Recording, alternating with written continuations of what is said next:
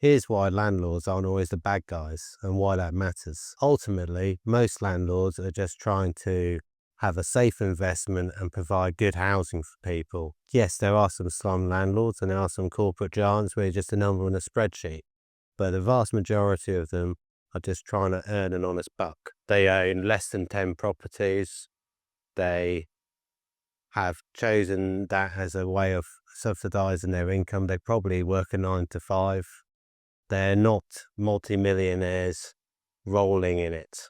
They're going to have a lot of debt, high mortgages, and lots of liabilities that they need to cover. So as tenants, let's be a little bit more constructive. Let's try and understand our landlord situation.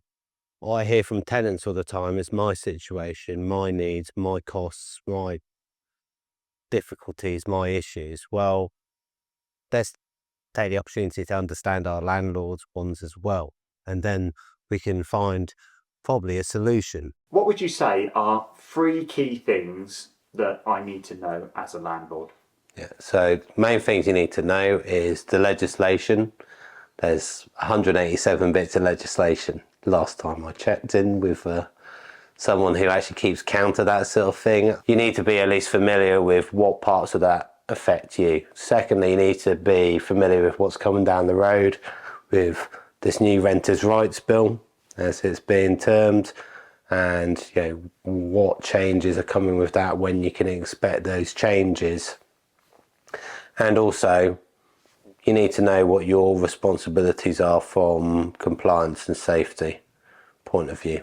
You know what does my head in is when there's no communication at all between two sides of a dispute. Tenants won't talk to the landlord will only talk to the agent.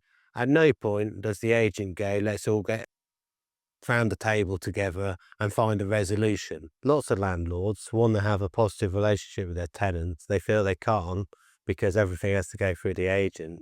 And a lot of the time, the agent doesn't want the landlord to have any contact with the tenants because they don't want the landlord to find out what a terrible job they're doing. So let's all just start working together a little bit more. And if you do need help, then get in touch. So you might have heard the term HMO bandied around. What does that actually mean? Well, HMO is an acronym for Housing Multiple Occupation. It used to be just referred to as shared houses. Landlords, investors do this for all sorts of reasons.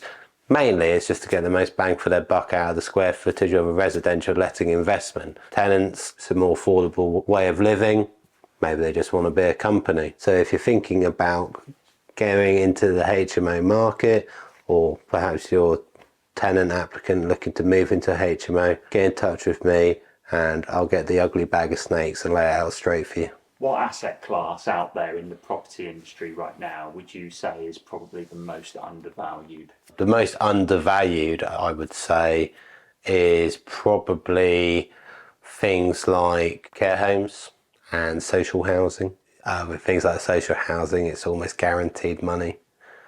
You can pick up an old care home for buttons, really, where you look at the square footage compared to, say, a residential property.